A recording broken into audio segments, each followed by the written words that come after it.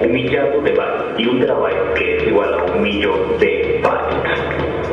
¿Qué hay después? Para poder captar la esencia de esta magnitud de datos, vamos a compararlos con un DVD regular de capa simple. Si queremos quemar un terabyte en DVD, necesitaríamos 213 DVD. Si los apilamos, tendríamos una altura aproximada de 35 centímetros, o el mismo tamaño que tiene una estatuilla Oscar. Para ver por comparación, si guardamos información en el formato más básico de películas llamado RAW sin compresión, solo grabaríamos 34 minutos de rodaje, usando un formato de mayor ratio de disparo de 10 a 1. Es decir, por cada minuto de rodaje se consumen 10 minutos de grabación. Unas 2 horas de rodaje consumirían unos 35 terabytes, así que nuestra pila de DVD alcanzaría los 3 pisos de un edificio promedio. Con un formato de calidad de grabación más realista de 30 a 1, la pila asciende a unos 8 pisos aproximadamente, 132 terabytes.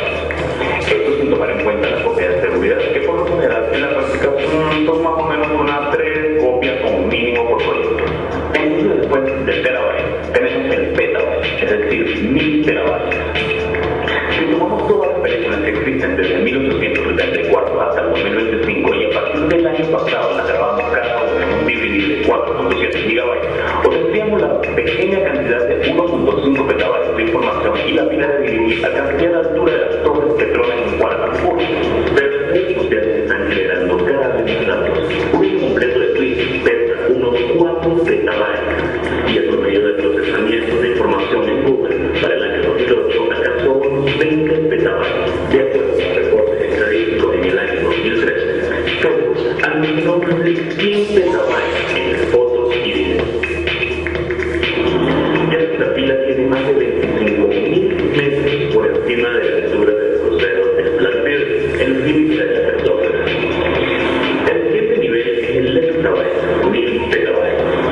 Internet en el 2007 creó aproximadamente 1 exabyte, así que nuestra pila de DVD asciende a unos 255 kilómetros, la misma altitud que alcanzó el 61 en Sinclair Ham en el proyecto Netflix de su vuelo suborbital. Luego del exabyte le sigue el petabyte, es decir, 1 trillazo de bytes o 1000 trillones. El tamaño estimado de toda la web en el 2013 era de 4 petabytes. La pila de DVD alcanzaría 3 veces la distancia de la Tierra a la Luna. Se calculó que si digitalizábamos cada palabra hablada con un formato de audio de 16 kHz y 16 bits, se necesitarían 42 zettabytes y la pila casi alcanzaría 10 millones de kilómetros. Veríamos la Tierra y la Luna, algo como esta fotografía tomada desde la nave espacial Juno en su ruta a Júpiter. Y finalmente tenemos el yottabyte, 1 cuatrillón de bytes, es decir, 1 millón de millones de bytes. Nuestra pila de DVD alcanza 255 millones de kilómetros en el espacio, lo cual es más que la distancia promedio desde aquí hasta Marte. Estamos hablando entonces de casi 213 billones de DVD, que pesarían aproximadamente 1/3 de la masa total de la Luna.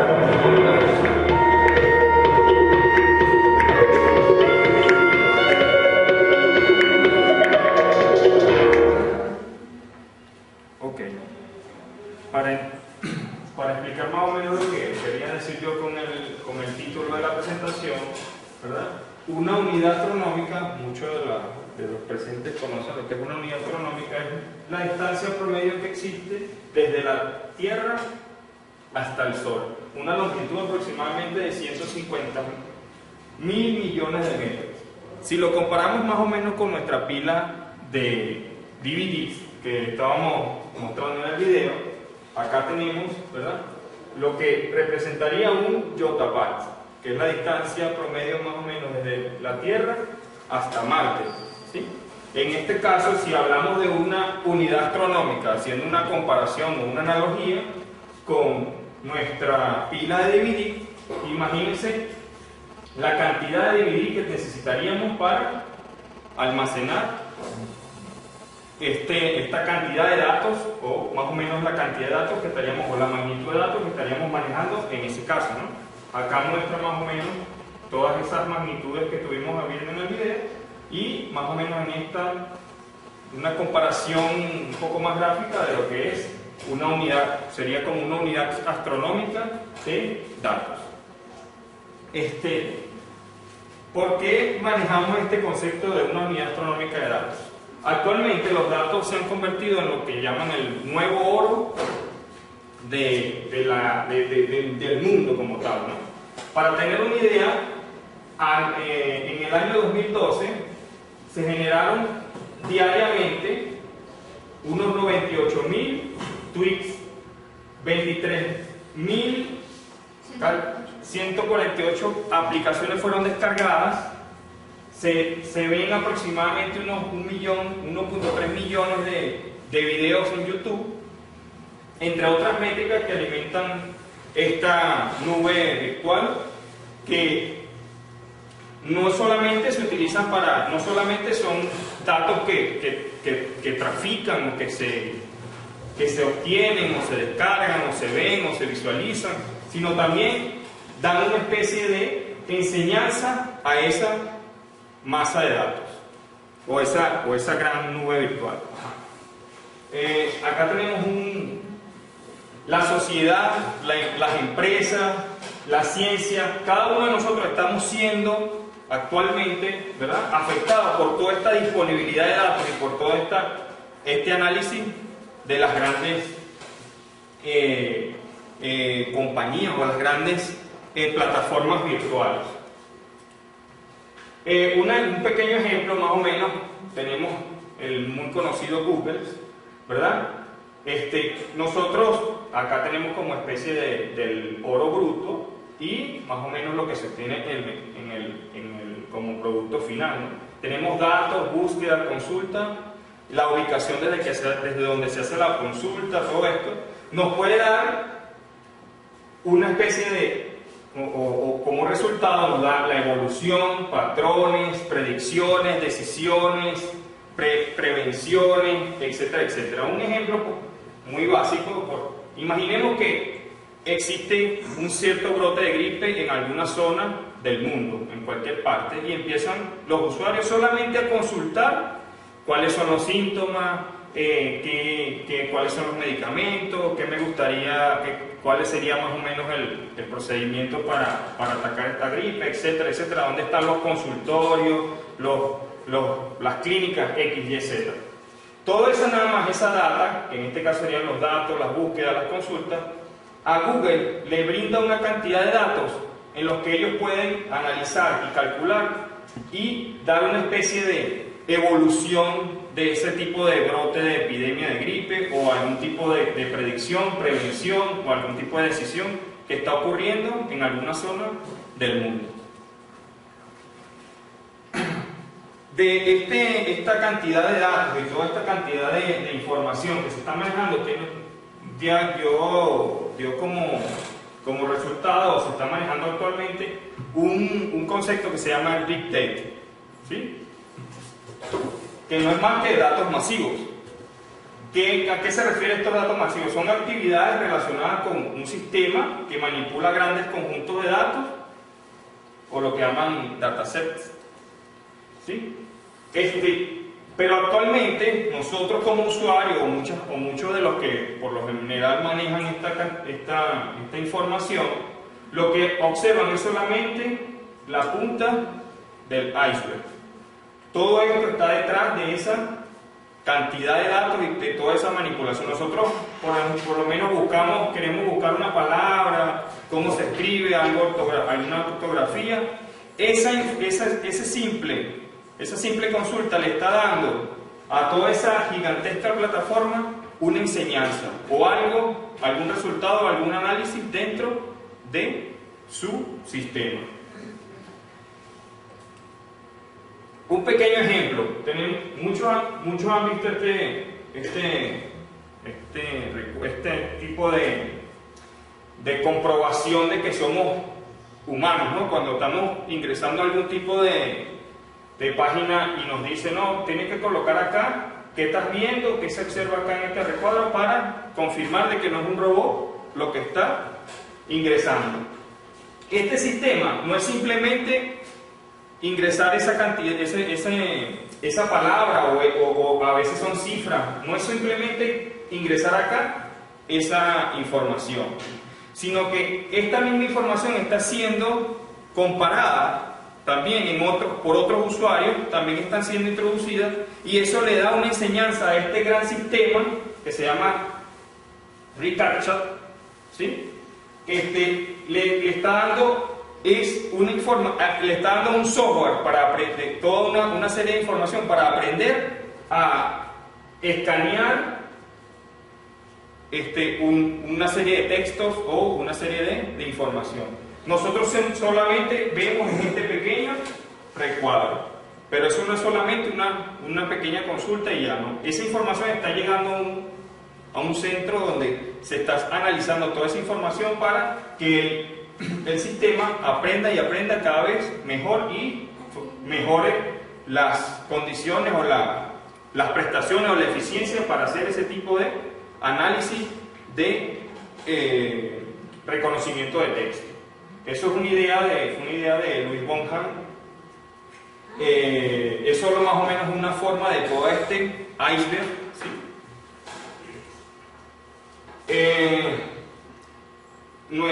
Hay un escritor que tiene mucho conocimiento, ha publicado muchos libros y artículos acerca del Big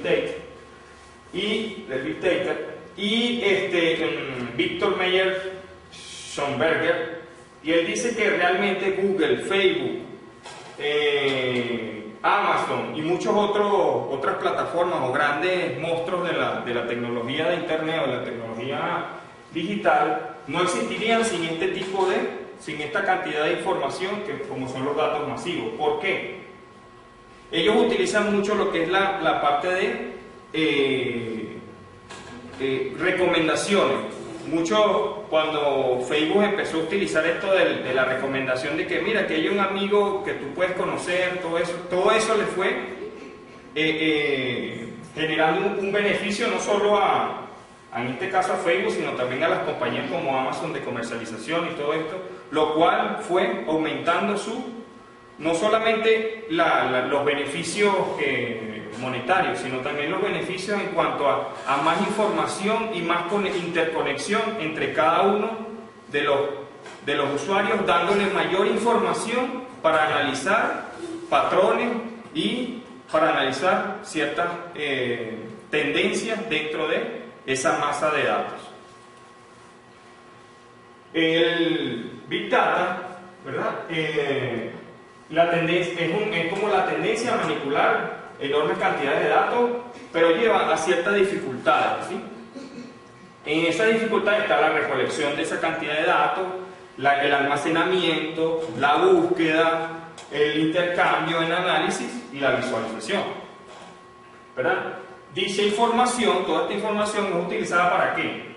Como ya lo había comentado, para informes estadísticos, modelos predictivos, análisis, el espionaje, entre muchas otras aplicaciones que tiene esta gran masa de datos. En la parte científica, ¿verdad? Los científicos encuentran muchas veces límites o ciertas restricciones, ¿verdad?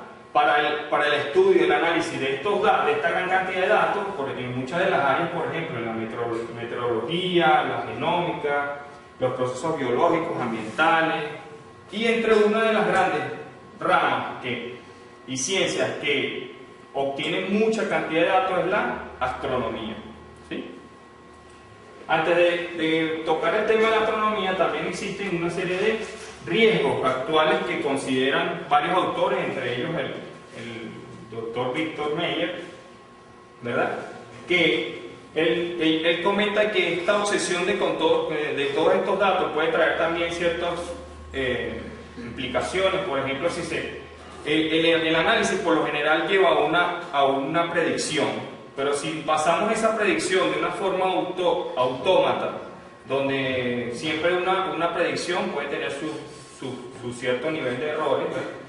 Si nosotros basamos eso para, por ejemplo, castigar o para aplicar penas y todo esto, puede también ser un poco riesgoso al momento de repente de juzgar a alguna persona sin considerar muchos otros factores que dentro del análisis no son considerados.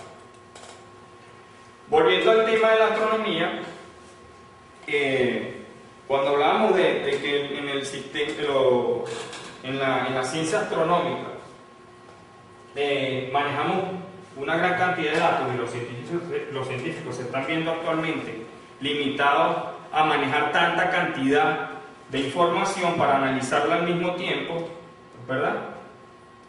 Quería más o menos dar una pequeña clasificación de dos tipos de observatorios astronómicos. Tenemos el viejo estilo, donde los estudios de las fuentes que son estudiadas son muestras muy pequeñas, entre 10 y 1000 objetos, ¿verdad? Los telescopios no son automatizados del todo, no hacen el sondeo de todo el cielo automáticamente, solamente se estudia un área específica o una especie de un espacio específico de lo que llaman la esfera galáctica o la esfera del espacio, y los conjuntos de datos que se obtienen en ese tipo de observatorios están en la escala de los gigabytes, ¿sí? Por lo que actualmente nuestro Observatorio Astronómico Nacional más o menos tiene esa característica. Nuestros telescopios analizan una zona específica del cielo y esa zona más o menos se estudia entre 10 y 1000 objetos aproximadamente. Desde el año 94 con su constante modernización, actualmente nuestro observatorio maneja, esto es para dar más o menos una información general acerca de los datos que maneja nuestro observatorio. Está en una buena noche observable, donde digamos que durante toda la noche el clima o la nubosidad está lo más, por decirlo de alguna forma, lo más perfecta posible, donde no tenemos ningún tipo de obstaculización para la observación. Más o menos se maneja entre 20 y 25 gigabytes para toda esa observación. Dependiendo de las condiciones climáticas dentro del año, la lluvia, la nubosidad y todas estas condiciones meteorológicas, podemos manejar más o menos entre 1.2 a 2.5 terabytes anualmente, ¿sí? Sí, también considerando otras condiciones en el aspecto de mantenimiento, en el aspecto técnico. Ahora, existe el otro estilo, o el nuevo estilo, que es donde las muestras son de más de millones de objetos, llegando a más de 10.000 objetos o fuentes de información, donde los conjuntos de datos están en la escala de los terabytes y en algunos casos de los petabytes. Estos telescopios son automáticos, recorren una cantidad de zonas del cielo un poco más amplias, son dirigidos automáticamente, cubren un amplio sector del cielo mucho más extenso, y la complejidad de los datos por supuesto, son mayores para el análisis y su almacenamiento. Además de este tipo de observatorios, tenemos lo que es, con esta interconexión y toda esta big data y con todo estos manejos de datos masivos, nace más o menos este concepto de los observatorios astronómicos virtuales. Existen a nivel regional y a nivel internacional. Esto no es más que, esto no es más que una respuesta de la comunidad astronómica, ¿verdad?, a los desafíos científicos y tecnológicos que presentan esta cantidad de datos masivos. Tenemos una cantidad de datos masivos, cada observatorio localmente tiene una cantidad de información que es obtenida y y manejada localmente. Pero si nosotros nos encontramos actualmente acá en Venezuela, tenemos un sector del cielo que lo podemos cubrir, pero tenemos otro en el otro hemisferio donde no podemos observar. Pero si tenemos cierta cooperación con otros observatorios a nivel mundial, podemos compartir información y poder obtener mejores resultados dentro de nuestras investigaciones. Los observatorios virtuales no es más que una interconexión entre observatorios, puede ser local, dentro de una misma región o dentro de un mismo país, de una nación, o internacionales, como es en el caso actualmente que se está dando, que es entre varias organizaciones. Proporciona, por supuesto, proporciona contenido, estándares de intercambio, servicios de análisis, de cálculos, y utilizan plataformas virtuales para realizar toda esta serie de análisis. Comparten grandes sondeos de cielo, como ya les dije, y una de las grandes características es que pueden ser, nosotros poseemos unos telescopios que poseen ciertas características y manejan cierto espectro. En otros países tienen otras características, que puede también ser del mismo sector del cielo, pero con otras características técnicas, lo cual puede intercambiar también, se puede hacer un intercambio mucho más eficiente de la información. Además de lo que ya les comentaba, que podría ser de distintos puntos, tanto terrestres como del espacio. No es más que, bueno, como ya les había comentado, se comparten archivos, metadatos, para una mejor distribución, una mejor inclusión de la información. También facilita el desarrollo de nuevas herramientas de análisis, de exploración, de descubrimiento de nuevos datos, además de herramientas. Esta es una de las grandes ventajas que tienen estos observatorios virtuales, que pueden utilizar una herramienta o un servidor, o la plataforma virtual para hacer análisis de esa gran masa, cosa que no se puede de repente desde un solo observatorio, donde hay limitaciones físicas, limitaciones tecnológicas, etc. Acá les muestro más o menos un grupo de observatorios virtuales. Está el australiano, el canadiense, norteamericano, el japonés, el francés, y bueno, así como otros.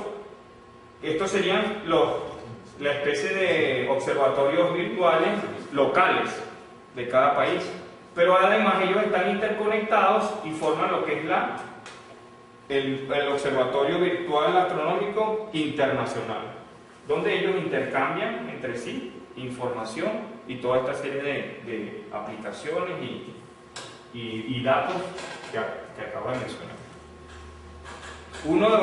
Los beneficios de estos observatorios virtuales es que además los científicos desde cualquier lugar científicos y estudiantes pueden desde cualquier lugar, con ciertas restricciones y con conexión a internet, capaz de hacer ciencia de primer nivel, porque es una ciencia bastante avanzada en esta rama de la ciencia, ¿no? Podemos ampliar la cantera de talentos en la astronomía, un intercambio también multidisciplinario, no solamente astrónomos, sino también otras especialistas en otras áreas pueden intervenir para intercambiar cierta información, conocimiento, etc. Y además también evitar la duplicación inútil de información o de trabajo, porque muchas veces se está analizando un sector por aquí también se está analizando el mismo, y se están haciendo los trabajos duplicados de una forma simultánea, pudiendo colaborar y obtener mejores resultados. Este nuevo concepto de los observatorios virtuales tienen que enfrentar nuevos retos con el avance de la tecnología. Por ejemplo, tenemos lo que es los grandes sondeos digitales del cielo, que a veces manejan un solo sondeo hasta más de 100 terabytes en una noche observable o en unas cuantas horas de observación, ¿verdad? Y además crece rápidamente en el tiempo con los avances. Las simulaciones numéricas masivas, como ya le he comentado, una plataforma para analizar toda esta serie de datos y hacer simulaciones o algún tipo de modelo predictivo o modelo de simulación de algún tipo de evento astronómico. Esto facilita, observatorios virtuales facilitan utilizar plataformas para más eficientemente realizar estos cálculos y estos procesamientos. Y están también los estudios sinópticos, que son de multiépoca o repetitivos, que también manejan una gran escala de datos en el orden de los petabytes, y en un solo observatorio sería un poco con bastantes limitaciones.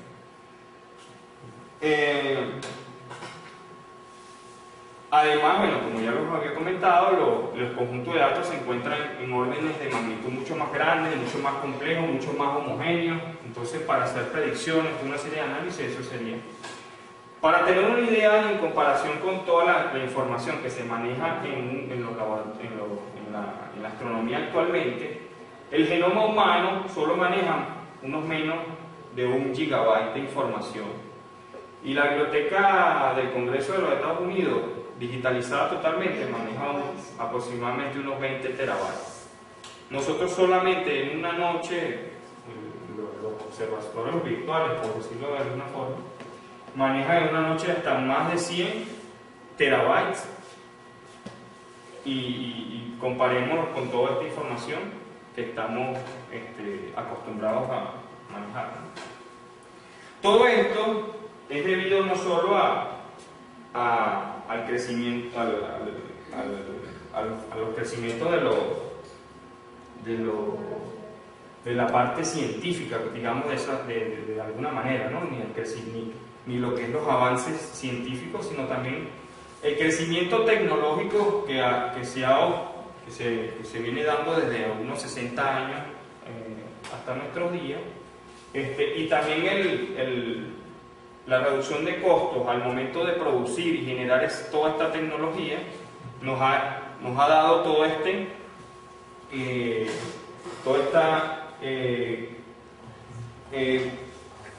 acumulación de datos y acumulación de información en muchos de los aspectos.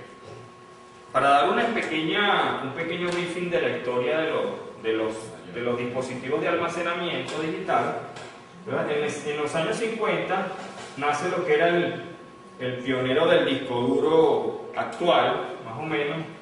Esto es lo que llamaba un tambor magnético, almacenaba no más de 10 K de información, y era una cantidad de discos magnéticos acá donde se almacenaba ciertos datos digitales, y esto fue más o menos el principio de nuestro disco duro actual.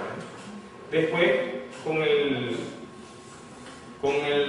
la tecnología magnética en cinta, ya en los años 70 ya podíamos manejar entre unos 600K y 1.2 megabytes. ¿Se recuerdan de los disquetes, esto del 5 1/4, el pequeño disquete, todo esto?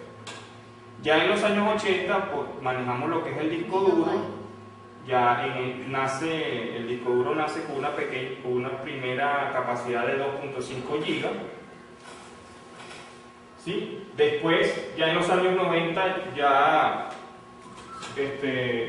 dejamos un poco a un lado la tecnología magnética y comenzamos a utilizar la tecnología óptica. Ya nace lo que es el CD con 700 megabytes. ¿Sí? Estaba el disco, un pequeño disco que se llamaba ZIP, que también era un disco como un CD interno acá, le daba más protección, una serie de cosas más,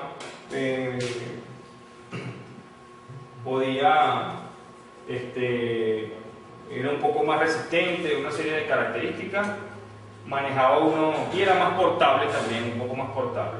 Después tenemos el DVD en los años ya al finales de los años 90, y en los años ya en el siglo XXI comienza ya lo que es la tecnología de las memorias en muchas de sus versiones. Junto con la memoria nace el pendrive. El pendrive no es más que una misma memoria, igual que la memoria que poseemos para la cámara, todo esto, pero con un puerto que es más universal, que de hecho se llama así, puerto serial universal, que es el USB, para poderlo trasladar y conectar a cualquier dispositivo.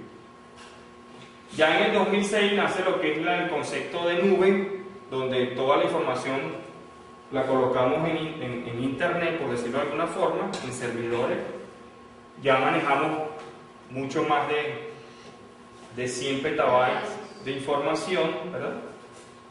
Tenemos en el año 2007 ya el disco duro que vimos en los años 80, ya alcanza lo que es el primer terabyte en el 2007, y en el 2008 nace lo que es el disco duro de estado sólido, que no es más que colocar muchas memorias o muchas tarjeticas y acumular un poco más de información. Toda esta tecnología es lo que ha dado que los datos, la cantidad de datos que manejemos, crezca de una manera en 60 años, más o menos en 60 años, de una forma exponencial, pero de niveles o de,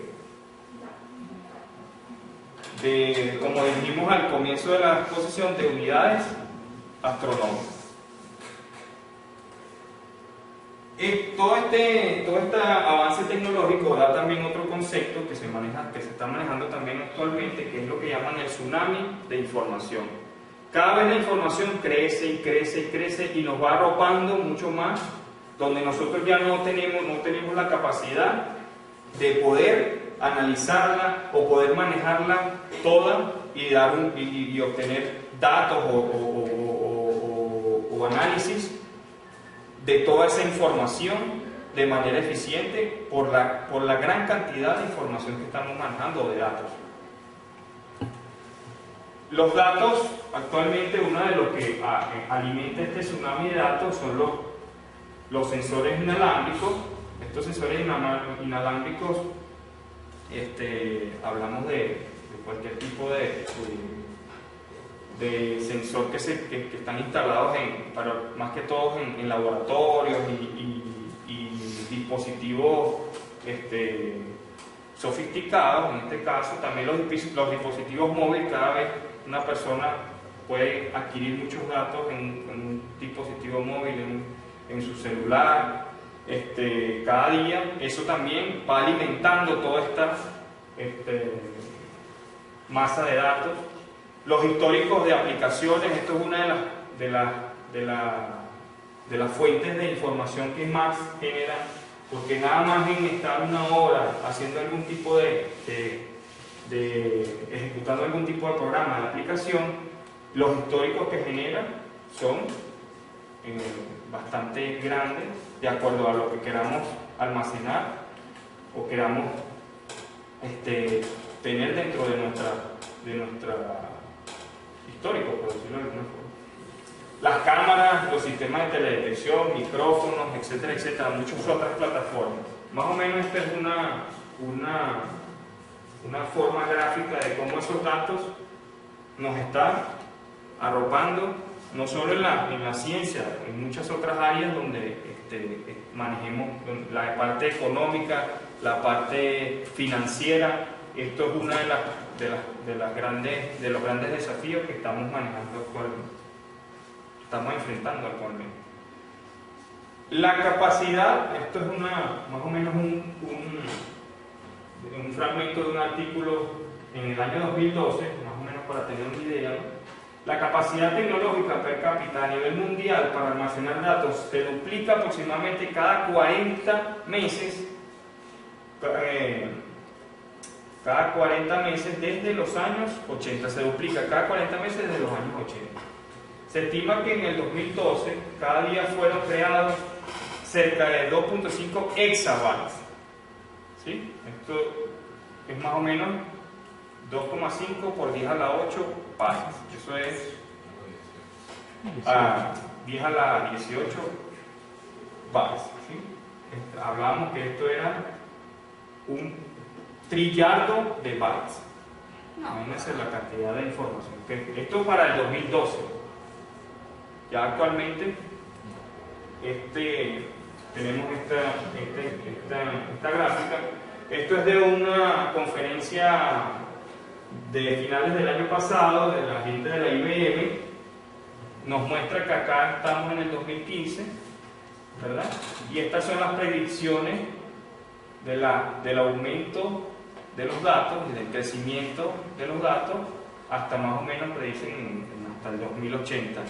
Se manejarían más o menos unos 44 zettabytes de información dentro de nuestra gran plataforma virtual, lo que es la internet, o todo lo que es generación de datos y tráfico de datos a nivel mundial.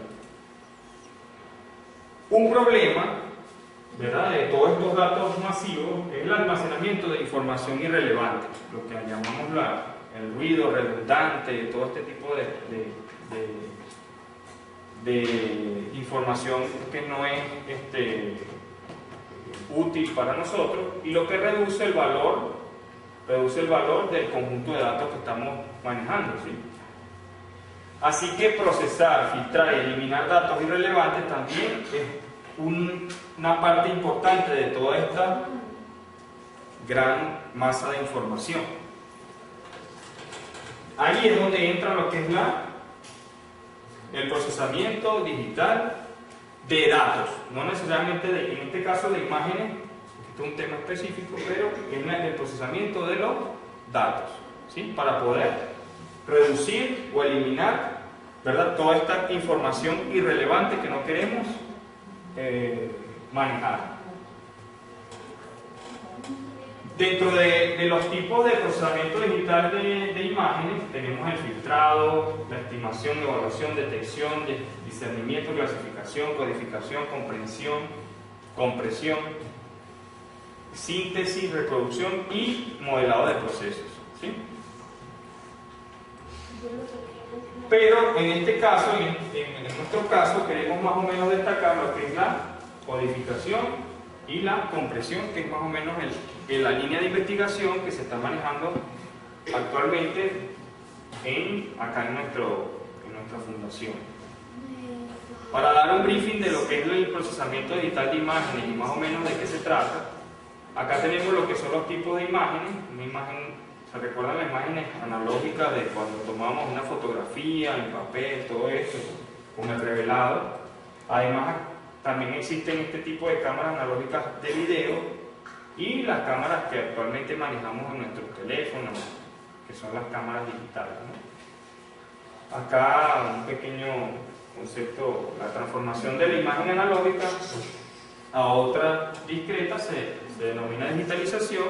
No es nada nuevo, pero es más o menos el primer paso para lo que es el procesamiento digital de imagen. La captura de la imagen no es más que un sensor.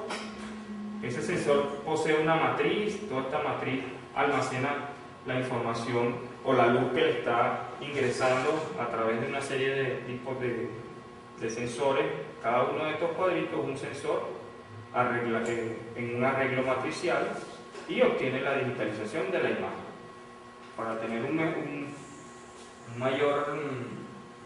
poco más detallado de lo que es el sensor es llamado CCD, que es comúnmente utilizado en las cámaras digitales, y cada una de estos celdas, o en lo que llamamos píxeles, ¿sí?, lo que estamos es captando los fotones que ingresan de luz a cada uno de esos sensores, y de acuerdo a la cantidad de luz será más o menos el valor que obtiene cada uno de esos sensores. Si hablamos de en el caso anterior eran imágenes del tipo en escala de grises, o lo que más llamamos a blanco y negro, ¿sí? En este caso, si la imagen es a color, el arreglo matricial posee unos filtros donde solamente este píxel que está acá capta solamente la información rojo, esta solamente la información verde, y esta la información en azul. Si se dan cuenta, este arreglo matricial posee más verde que azul y que rojo. Eso es debido a que el ojo humano, ¿verdad?, las características de la visión humana, es más sensible a la luz verde, a los colores verdes. Por eso es que para simular lo que es el ojo humano en un dispositivo, utilizamos este tipo de arreglo donde el color verde es el que más predomina. Para tener una idea de cómo la información, cuando hablamos de la resolución de nuestra imagen, de nuestras cámaras en algunos casos, ¿verdad?, de acuerdo a la cantidad de bits, ¿verdad?, por píxeles que utilicemos, el degradado de colores será un poco más nítido. En este caso se notan los escalones entre un color y otro, porque estamos manejando solo 4 bits, 8 bits, disculpen, 4 bits, y obtendríamos solamente 32 niveles de información. Si utilizamos los 8 bits que normalmente utilizan una cámara fotográfica por sensor, obtendríamos 256 niveles y no apreciamos el cambio entre un nivel de luminosidad o de luminancia entre uno y otro. Acá tenemos un poco más gráfico lo que le acabamos de presentar. Esta sería una imagen a blanco y negro. Esta sí es una imagen a blanco y negro porque solo tenemos blanco y negro, dos niveles de colores. Esta es una imagen de escala de grises, pero con 4 escalas de grises, de 8, de 16, de 32 y hasta 256, que es la que normalmente maneja una cámara fotográfica en cualquier tipo de los sensores. En este caso en escala de grises, de luminosidad, pero si le explicamos el filtro, acá estará solamente la información de alguno de los colores que querramos captar. Por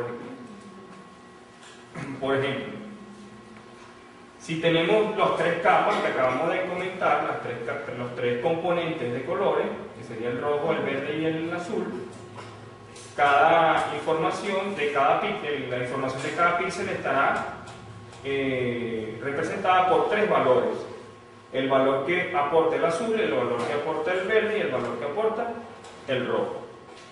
Y la suma de ellos la combinación de esos 3 colores nos dará un color específico, o el color o el matiz que en ese caso queremos obtener. Eso es más o menos en esta representación, un ejemplo, ¿no? Tenemos esta imagen que es más o menos la imagen real de una fotografía, que posee esta cantidad de rojo, esta cantidad de verde y esta cantidad de azul. Y cada uno de estos, aunque ustedes crean que esto es negro, esto es el verde más oscuro que tiene. Esto es un rojo muy oscuro y parece que fuese nuestro ojo, el ojo humano no percibe ese nivel de rojo en esa cantidad. Cada píxel, como acá tenemos el blanco, acá tenemos el máximo azul, el máximo verde y el máximo rojo, y nos da blanco. Es aditivo. Eso vamos a verlo. Eso corresponde a este tipo de modelo de color, que es lo que llaman el sistema de color aditivo, donde la luz, nosotros cuando éramos niños nos decían los colores primarios son el amarillo, el azul y el rojo. ¿Por qué los televisores no es lo mismo? Los televisores siempre es el verde, el rojo y el azul. ¿Y el amarillo dónde está?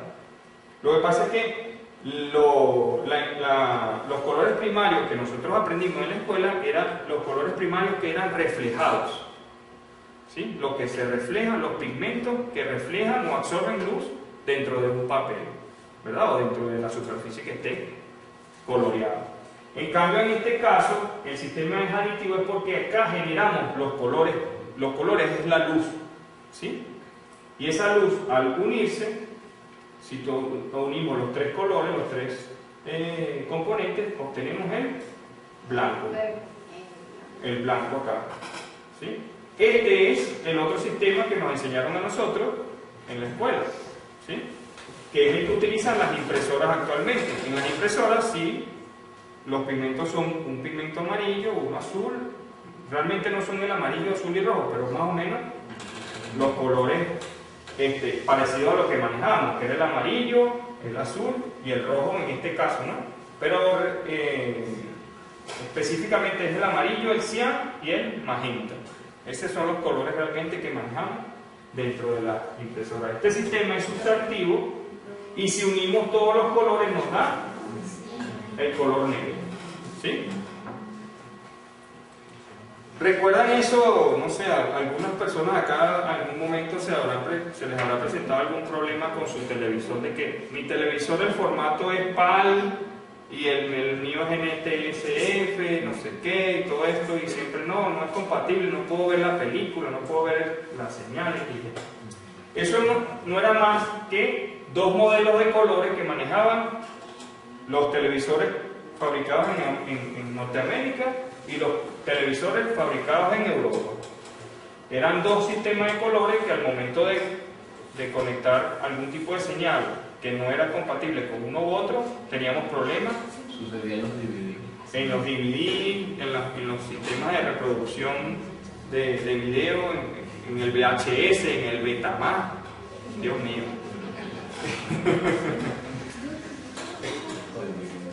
Porque era más o menos, eran los dos sistemas de colores que manejaban estos dispositivos. Este era el americano, donde esta es la imagen original o la imagen que queríamos representar. Tenemos lo que llaman la luminancia y dos componentes de colores. Si ven, acá predomina como más el azul, acá predomina como un morado, como una combinación entre azul y el rojo. Acá teníamos el verde, era más predominante, y acá una combinación entre azul y verde era más o menos algo. Esto es para tener más o menos una idea de aquello. Existe otro modelo de colores que es el HSI, que este es el modelo que utilizan realmente los diseñadores. Nosotros cuando hablamos de colores, nosotros no hablamos, no, yo quiero un color que tenga 50% de rojo, un 20% de azul y un tanto por ciento de verde. Eso nosotros no lo manejamos de esa forma. Nosotros ¿de qué hablamos? Hablamos de que tenemos un matiz. No, lo quiero un color rojo.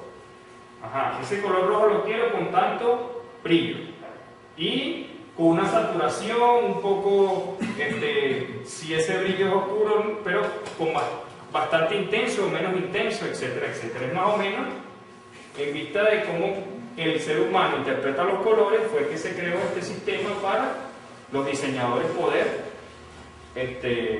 reflejar el color deseado en ese momento, en el momento de su diseño. Ahora llegamos a un tema que más o menos uno de los temas más importantes de lo que es la parte de la compresión, del procesamiento de imágenes, que son los formatos. Muchos conocemos lo que es JPG. No, yo tengo mi fotografía en JPG, la tengo en Maparavil, la tengo en no sé qué, pero ¿qué es esto? Porque yo puedo ver en unos sitios se puede ver el JPG, en otros sitios no, en otros puedo ver esto, aquello. Eso no es más que la codificación en la que están almacenadas los datos. Esa matriz de información o esa matriz de imagen que acabamos de ver, toda esa información no se guarda tal cual así, una matriz. Si este primer píxel dio el color, el número 2, ese 2 no va directamente a ser almacenado dentro de nuestro archivo. El archivo analiza toda esa información y busca la manera de reducir lo más posible, unos más complejos, otros menos complejos, para que el archivo al momento de guardarlo no ocupe la misma cantidad de información que tiene una imagen. Si hablamos, por ejemplo, de una imagen que tiene 512 píxeles de alto por 512 píxeles de ancho, cuadrada, estaríamos hablando de unos 65.000 y tantos píxeles, ¿no? Esos 65.000, si lo multiplicamos por los 8 bits que maneja cada bit, estamos hablando de unos cuantos K, no recuerdo exactamente ahorita la cantidad, pero sí, estamos hablando de unos cuantos K, ¿no? Esa información, si la guardamos así, nos daría que una imagen muy pequeña nos almacenaría unos cuantos, casi 1 mega de información, ¿sí? Dentro de nuestro dispositivo. La idea no era que esa imagen ocupara tanto espacio, entonces se crean los distintos formatos de almacenamiento. Este RAW sí es uno de los formatos en el cual la imagen se guarda prácticamente íntegra, sin ningún tipo de tratamiento. De hecho, hasta genera unos datos más que se llaman metadatos, que son información que se le agrega para dar información adicional de la imagen, la cámara con que fue obtenida, el tiempo, la hora, una serie de datos de información de la imagen como tal, además de los datos de la imagen en sí. El BMP, que es el mapa de bits, que muchas veces lo conocimos en Paint, cuando utilizamos Paint, ese por lo general se guarda en ese formato. Él utiliza un poco más, no muy complejo, un sistema de compresión no muy complejo para almacenar los archivos. Ya vamos a ver más o menos un poquito de esto, ¿no? El TIFF es uno de los formatos que no tiene ningún tipo de compresión. El PNG es uno de los que maneja la internet y también los sistemas Unix, que tienen bastante eficiencia para la compresión, pero no tienen ningún tipo de pérdida. ¿A qué nos referimos con la pérdida? Cuando reducimos esa cantidad de información, tenemos nuestra imagen y la reducimos, al momento de almacenarlo, nosotros la codificamos y la almacenamos y la dejamos ahí. Nuestro archivo, cuando dice está con .jpg, es porque está codificado en ese. Cuando nosotros queremos visualizar la imagen o el archivo, cuando lo abrimos, nosotros lo que estamos haciendo es decodificando esa información que está almacenada y la volvemos a abrir para visualizarla, ¿sí? Pero al momento de visualizarla, si nosotros obtenemos la misma información íntegra como fue cuando fue codificada, ahí no tenemos ningún tipo de pérdida, ¿sí? Pero si nosotros la queremos almacenar, ¿verdad? Pero le hacemos cierto tratamiento, ¿verdad? Que al momento de nosotros abrirla, seguimos viendo la misma imagen, pero no es totalmente idéntica a la que nosotros almacenamos. Eso es lo que llaman una compresión con pérdida. Ya vamos a ver un poco más de esto. Están los formatos FITS, ¿verdad? Que es un formato bastante también de poco procesamiento de las imágenes, donde también posee un encabezado bastante amplio, donde allí se encuentra la información del científico que está haciendo la observación, el tipo de telescopio, toda una serie de información, más que todo informativa de la imagen que se ha tomado, además de las coordenadas, la imagen que fue tomada, de qué constelación, por decir algo, o de qué objeto se está observando, etcétera, etcétera. Y bueno, están por último lo que son los formatos con pérdida, que es el GIF y el JPG, que son los más conocidos. ¿Por qué con pérdida? Porque muchas veces nosotros cuando comprimimos la imagen y la volvemos a observar, nosotros como tal no apreciamos ese tipo de pérdida que se está produciendo. Y nosotros estamos observando algún tipo de fotografía, tomamos una fotografía de nuestra familia, ¿va? Y cuando la observamos nuevamente, vemos que nuestra familia está íntegra, no se ve ningún tipo de distorsión. Pero hay detalles que nosotros no apreciamos. El ojo humano, ya vamos a ver eso cómo es más o menos, no aprecia ese tipo de detalles y esa distorsión. Pero como nosotros lo que nos interesa es ver que nuestra familia está allí unida y en nuestro cumpleaños, la foto, tal, eso para nuestro Facebook, para el Instagram, para nuestros celulares y etc., Y para internet funciona perfecto. Por eso sacrificamos un poco de calidad, que no es apreciada realmente, para poder reducir más espacio y poder almacenar un poco más información. Bueno, esto es parte de lo que ya hemos hablado, para qué es la compresión, reducimos el volumen, reduce también el ancho de banda si lo vamos a transmitir, etcétera, etcétera, y también reduce lo que el requerimiento para almacenar. ¿Cómo reducimos o cómo funciona lo que es la compresión? Nosotros nos basamos en lo que es la redundancia de los datos. Hay muchos datos que se repiten, muchos datos que se pueden analizar y pueden predecirse una serie de cosas. Eso es lo que es la redundancia. Ya vamos a ver más o menos un poco más lo que es.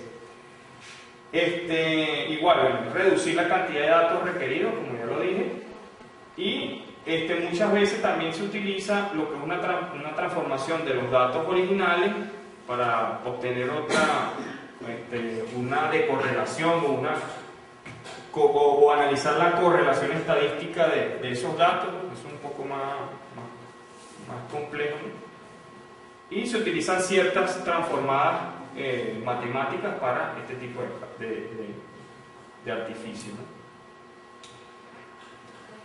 ¿Qué es la redundancia? La redundancia no es más que la cantidad de datos que utilizamos, ¿verdad? Y la cantidad de datos que podemos prescindir para dar la misma información. Tenemos una información, por ejemplo, vamos a verlo más claro acá. Librería de libros, ¿sí? Allí, ¿qué tenemos como redundante? Si nosotros quitamos de libros, seguimos dando la misma información. Sigue siendo una librería y sabemos que es de libros, ¿sí? Entonces la información redundante sería en este caso de libros. Acá utilizamos 18 caracteres para poder dar esta información y acá utilizamos solo 8. Podemos prescindir de aquella información redundante para dar la misma información, ¿sí? Veamos, tenemos estas dos imágenes. ¿Ustedes ven algún tipo de diferencia entre esta imagen y esta imagen? A simple vista, no. Dale varias veces que salgan todos los... Ya está. Ok. Acá tenemos la imagen original que pesa unos 786 kilobytes. Y acá tenemos una imagen comprimida que pesa solamente 48 kilobytes. Tenemos una rata de compresión de aproximadamente 15 veces menos que la original. Y ahí no apreciamos ningún tipo de cambio. De repente un poco más oscurita, alguna cosa, pero eso no es para nosotros relevante al momento de almacenar nuestra información, ¿sí? ¿Cómo se logra esto? Tenemos lo que es la redundancia de codificación, la redundancia interpíxel y la redundancia psicovisual.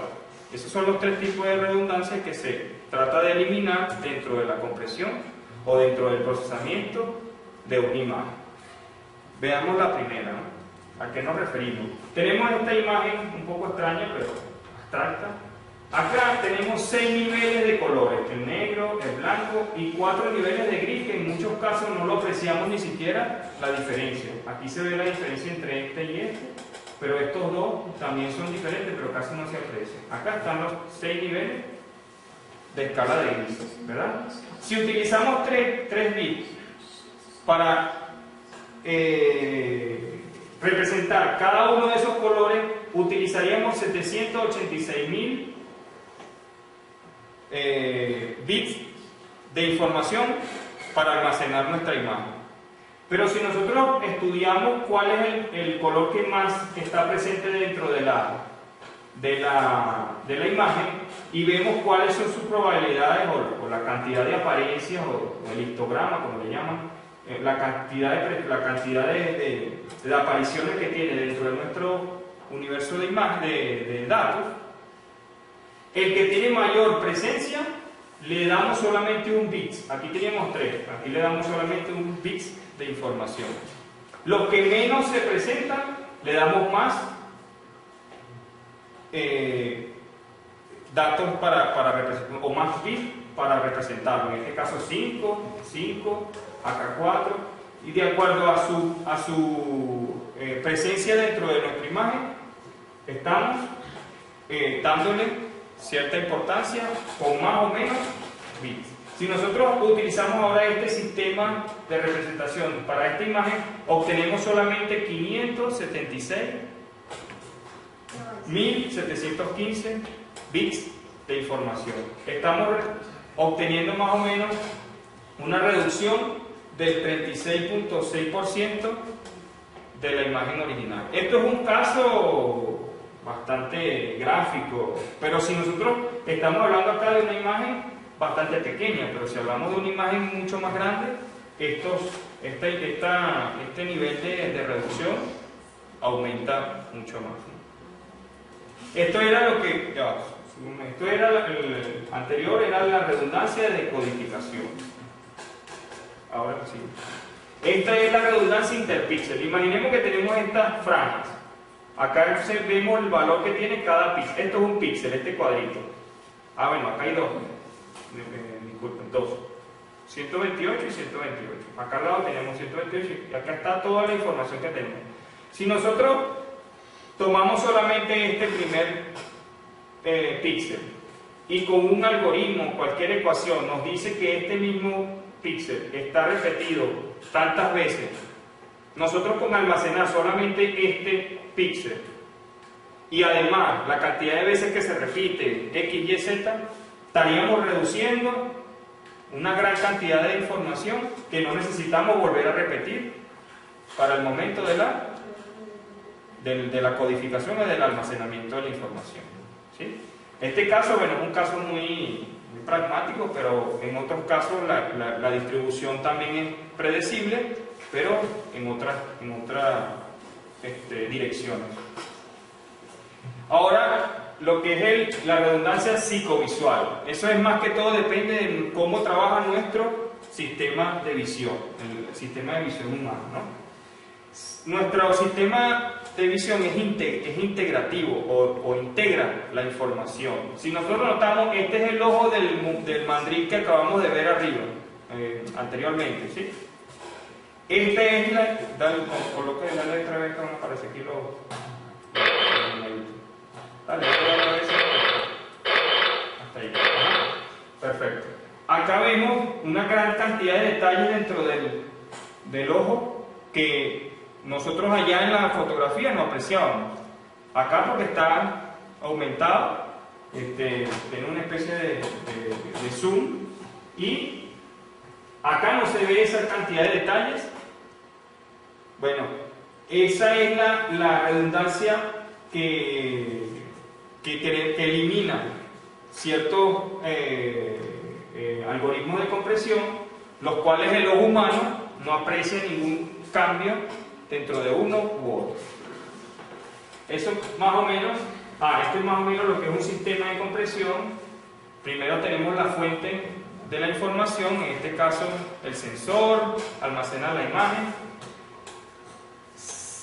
Esto es un codificador de canal que es más que todo para codificar al momento de que vamos a enviar la información. En este caso nosotros no estamos hablando de este codificador, ¿sí? Después enviamos la información y acá la decodificamos y la obtenemos. Más o menos, un ejemplo, más adelante vamos a hablar de un ejemplo de un poco más detallado de esto, ¿sí? Tenemos lo que es el formato BMP que ya les comenté, es el que utiliza Windows, ¿sí?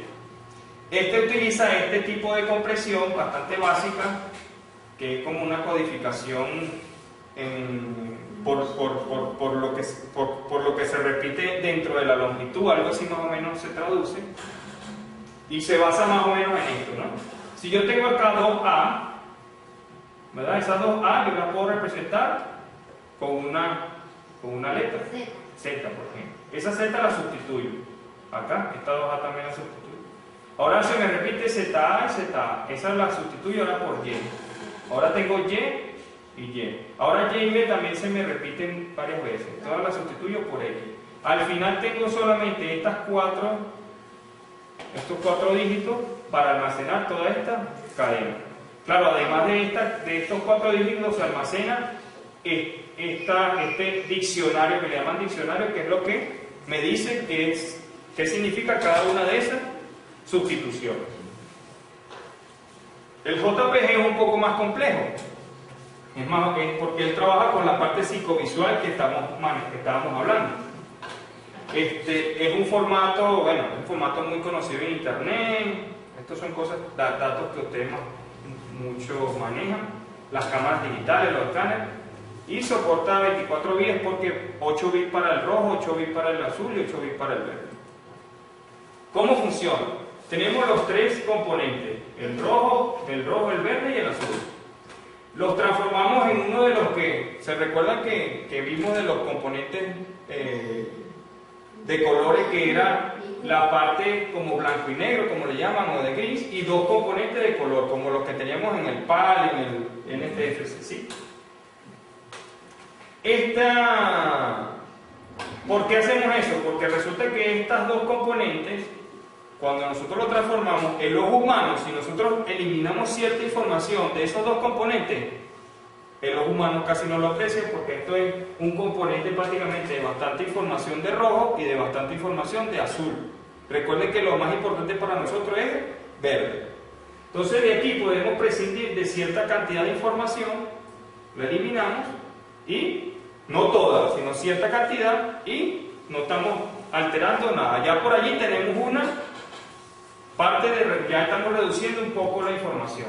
Esta información sí es importante, que es la parte de luminosidad, que nos da como en la escala de hélices, ¿no? Después toda esa imagen la dividimos en bloques de 8x8. Indiferentemente de qué tamaño es nuestra imagen, agarramos 8 píxeles por 8 píxeles. Y lo transformamos con una transformada, en este caso de discreta del coseno. Y nos da, imaginemos que esta es nuestra imagen de 8x8, ¿verdad? Imaginemos eso. Cuando nosotros hacemos esta transformación nos da solamente esto todo negro y esto aquí en blanco. Ya ahí perdimos la imagen. Nosotros no estamos viendo la imagen, sino estamos viendo esto, es lo que llaman el espectro de la transformada, ¿sí? Y estamos viendo esta cantidad de información, esta cantidad de luz que vemos aquí o de escala de gris, es la que realmente nos importa, ¿sí? Porque esta es lo que llaman la información de baja frecuencia, y esa es la que nosotros como seres, como el de los humanos, es la que más energía concentra de la información. Esto es prácticamente cero. Entonces nosotros podemos eliminar toda esta cantidad y no estamos perdiendo prácticamente nada de la energía de nuestra imagen. A nosotros solamente, claro, hacemos una especie de cuantificación. Esto es otro proceso que lo que hace es que esta parte la realza. Si se dan cuenta, acá está como un poco más brillante, y esta la coloca aún más oscura, haciéndola casi nula. En ese momento estamos haciendo una especie de ampliación o concentración más de la información en este sector de nuestro espectro. Y esto es lo que nosotros almacenamos dentro de nuestro archivo. Nuestro archivo realmente no posee la imagen como tal, sino posee esta cosa rara, ¿sí? Esto es lo que se almacena dentro de nuestro archivo JPG. Si nosotros no tenemos un decodificador de JPG, no podemos observar, porque solamente el decodificador es el que va a hacer el proceso inverso para volver a obtener nuestra imagen. ¿Qué es lo que hace? Nuevamente hace la cuantificación inversa, hace la inversa de la transformada, y obtenemos la imagen. Si observan, esta imagen prácticamente no tiene ningún tipo de alteración con respecto a la otra. Pero realmente aquí perdimos bastante información de color, información de detalle y una serie de cosas que para el ojo humano es imperceptible. Eso es más o menos cómo funciona un codificador o el que almacena la información dentro de nuestras cámaras. La cámara toma nuestra imagen, pero dentro de la cámara hay un programita que hace que esa imagen la codifica y la guarda en el formato JPG. Si ustedes configuran en las cámaras digitales, no la quiero guardar en JPG sino en TIFF, o la quiero guardar en otro formato, bueno, lo que estás cambiando es el decodificador que vas a utilizar para guardar el archivo o la imagen. Bueno, muchas gracias. Si hay alguna pregunta. Más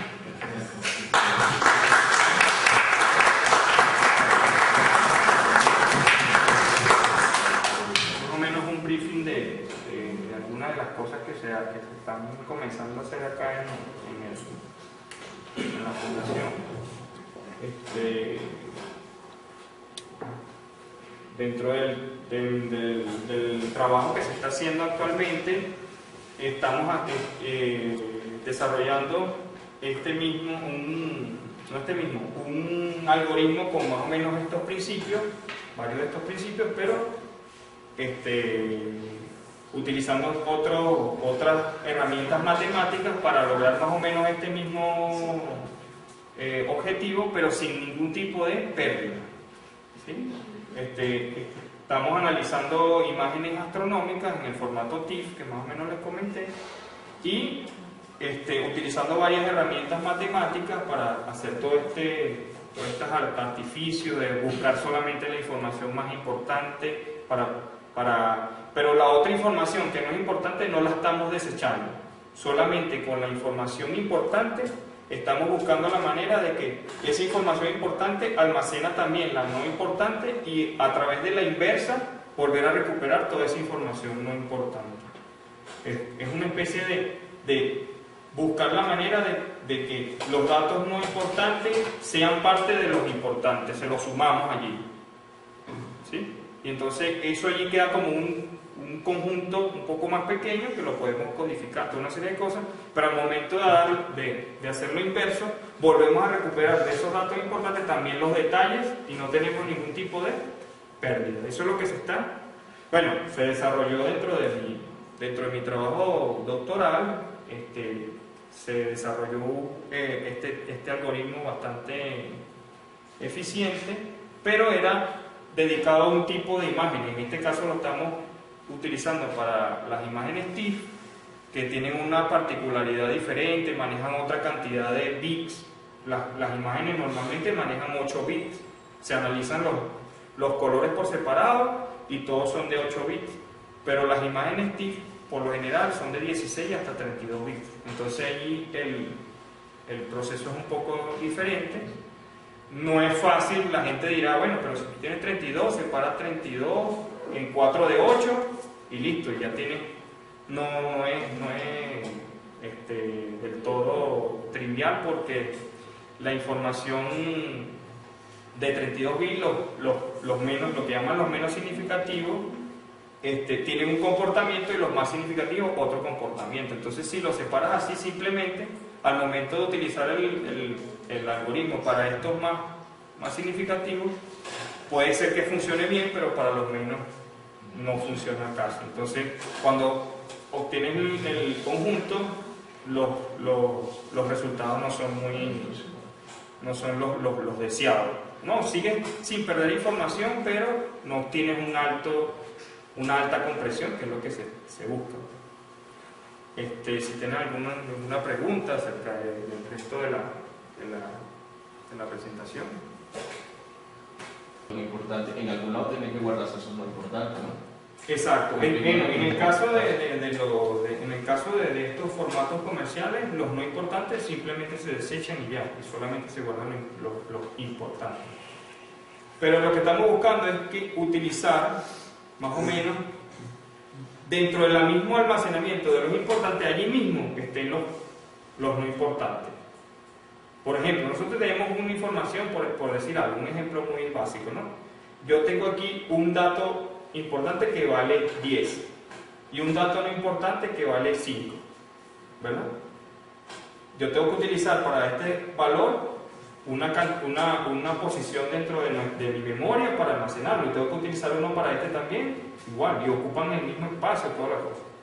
Pero si de repente, claro, esto no es así tan sencillo, ¿no? Si yo de repente ahora hago y digo que ahora este me vale 15, 10 más 5 y guardo aquí 15, ya no necesito almacenarlo, sino solamente almaceno el 15 aquí, y estoy ahorrando espacio para de almacenamiento.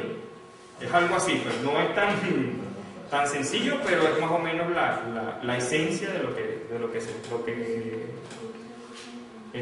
estamos desarrollando. No quise presentar acá porque es bastante técnico y de repente tiende a ser un poco fastidioso, no sé. Quería ser un poco más general, la información un poco más general para mí. ¿Alguna otra pregunta? Te pregunto, bueno, tú dices que en tu trabajo acá en el SIDA trabajas con imágenes astronómicas. Y bueno, trabajas en la reducción de la cantidad de datos de esas imágenes. ¿Cuáles son los criterios que tomas en tu trabajo para considerar qué es importante y qué no es importante dentro de esa imagen astronómica en particular? Puesto que, digamos, básicamente en astronomía toda la imagen es, digamos, puede tener información importante. Entonces, los algoritmos que tú usas para la reducción de datos es algo, digamos, que se traduce en una forma visual de la imagen como tal, o es algo más técnico de lo que explicaste dentro de las imágenes, toda esa cuestión de numeritos y matrices. Sí, por supuesto. O sea, cuando hablamos de información importante y no importante, yo no me refería a que dentro de una imagen astronómica toda la información, por eso es que el algoritmo de compresión que estamos desarrollando es sin pérdida. Toda la información dentro de la imagen astronómica es importante, toda, cualquier detalle, cualquier píxel, eso da información importante.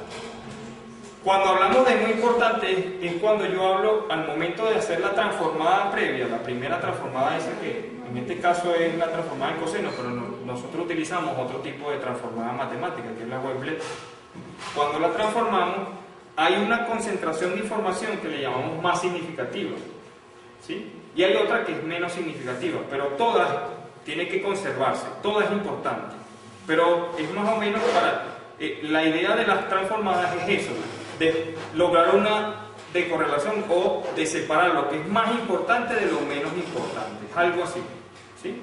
Pero sin perder nada, después con todo el procesamiento que hagamos, logramos que esta información menos importante, que es la información de alta frecuencia por lo general, buscar la manera de unirla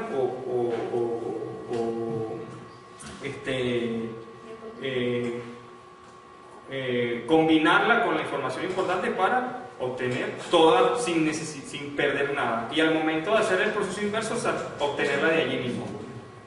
Es más o menos lo que se sin perder ningún tipo de información. Cuando uno habla de información importante y no importante es en ese sentido.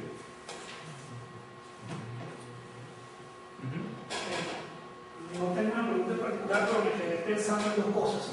Que es la comparación entre la fotografía tradicional y toda esta parte digital. Evidentemente, dependiendo del caso, el tipo y la idea del dato digital es poder almacenar, todo lo que tiene que ver con la charla. Pero me pone a comparar tanto con la parte de los fotógrafos profesionales que utilizan todavía rollo en cámara, que defienden mucho su calidad de fotografía, y pienso un poco con la forma en que se tomaban antiguamente las fotografías en observatorio, con las placas fotográficas. Para efectos de todo eso, ¿qué ganancia tenemos con la parte digital, más allá de la parte de almacenamiento como dato que lo puedo guardar en un dispositivo más pequeño? La capacidad, ¿verdad?, de captar toda la luz, todo eso. Porque por más que sea esa fotografía, la que era en físico, por ejemplo, de alguna manera, no puede ser modificada, o por lo menos era algo real, mientras que esto digital también tiende a que se pueda modificar. Se puede hacer, vamos a decir que un Photoshop, que no es el caso directo, pero se pudiera hasta modificar en algún momento. O sea, ¿cuál es la realidad? ¿Cuál es la ganancia real? ¿O cuál sería el método más óptimo? Independientemente de la capacidad de almacenamiento, que es la ganancia para todo esto, por supuesto. En la calidad, en los colores de RGB, toda esa parte de... Bueno, y siempre en la parte tecnológica, siempre hay algo que hay que sacrificar en cuanto a otro, ¿no? En este caso, con tantos avances tecnológicos, actualmente las imágenes digitales son prácticamente y hasta en muchos casos mucho mejores de las obtenidas analógicamente, pero realmente el gran aporte que da o que tienen las imágenes digitales, la información digital, es la posibilidad de convertir esa información en datos numéricos o en datos manejables para poder aplicar algún tipo de algoritmo matemático o de algún tipo de tratamiento matemático, físico, de la índole que sea, para poder analizar, modificar, realzar, separar, etcétera, etcétera, la información. En cambio, dentro de si es en una placa, sí, es algo de repente sería un poco más subjetiva ese tipo de información, ese tipo de procesamiento, porque sería algo de manual, por decirlo de alguna manera, que lo haría, en este caso, algún tipo de algoritmo un poco más eficiente. Y si hablamos de cantidad, en el caso de que es cuando se manejan muchos datos o muchas imágenes al mismo tiempo, también hablamos de un tiempo que sería mucho más rápido analizarlo digitalmente. Entonces sacrificamos una cosa con la otra. Te pregunto, con esas imágenes que has trabajado en tu proyecto, ¿has usado imágenes del Observatorio Astronómico? Sí, de hecho hasta ahora las que he utilizado han sido las tomadas con el telescopio. Con la cámara. Y hablando en lenguaje más básico, ¿has tenido resultados? O sea, ¿has tenido una imagen TIFF de tantos megas y la has logrado comprimir a tantos megas? Sí, de hecho se ha logrado actualmente, pero todavía con el problema de la separación de las dos ahora, la separación de la cantidad de bits. Sí, he hecho ciertas combinaciones hasta ahora, no he podido avanzar un poco más, pero los resultados que hasta ahora he obtenido, he logrado hasta 3 veces una reducción, cosa que normalmente lo que se utiliza acá en la fundación, que es el SIP2, creo que es el SIP2, creo que se llama el que utilizan, si mal no recuerdo, obtiene entre 2.2 y 2.5 de reducción. En cambio, hasta ahora con las fallas que tiene el algoritmo que estamos utilizando, ya hemos logrado hasta 3 veces reducirlo. Una imagen normalmente tiene como una 12, 16 megas de información y se ha logrado llevar hasta 1/3 de eso aproximadamente. Sin pérdida de información. Es lo que más o menos, claro, habría que estudiar una población de muestra un poco más amplia. Hasta ahora hemos trabajado con unas 20, 30 imágenes para hacer unas pequeñas pruebas preliminares, pero la idea sería una gran cantidad de muestras para dar un poco más de certificación o de prueba a este algoritmo. La otra cosa que que tenemos ahorita como reto es que el algoritmo está desarrollado en un programa, en un lenguaje de programación de alto nivel. Por ejemplo, en este caso es MATLAB junto con otra combinación de C y la idea es llevar este algoritmo a un lenguaje un poco más eficiente. Por ejemplo, podría ser C o Python, para que el tiempo de codificación y también sus prestaciones sean un poco mejor. Eso es más o menos una de las actividades dentro de todo lo que es el proyecto como tal. Otra cosa que se comenzó, eso sí todavía no está avanzando, sino apenas está en los primeros pasos, es que se logró unas conversaciones con la gente de la BAE y queremos también aplicar este algoritmo a imágenes de satélite Miranda. No hemos probado hasta ahora porque el satélite Miranda trabaja con otro formato, un poco diferente, entonces primero hay que analizar y acondicionar ese formato para poder después aplicar el que nosotros poseemos. Funcionaría igual. Digamos, estás apuntando fotografías hacia el cielo profundo. Bueno, supiera. Y después con el satélite hacia abajo, toda la calidad del mundo, sería más o menos el mismo resultado a nivel de compresión, a nivel de todo. Una de las cosas que da gran prestaciones en los sistemas de compresión es si el fondo es bastante uniforme. Si el fondo es bastante homogéneo, la compresión es mucho más eficiente y mucho más fácil. En el caso de las imágenes astronómicas, por lo general el cielo es oscuro, pues, es bastante, y son pocos los objetos que son realmente los que dan contraste o cierta cambios de nivel en una escena o en una imagen como tal, o en una exposición. Y entonces ya las imágenes satelitales son un poco más complejas porque si de repente es de un terreno, del mar, de la cosa, el fondo sería bastante uniforme. Pero si es de una ciudad, ahí las cosas son más complejas y más...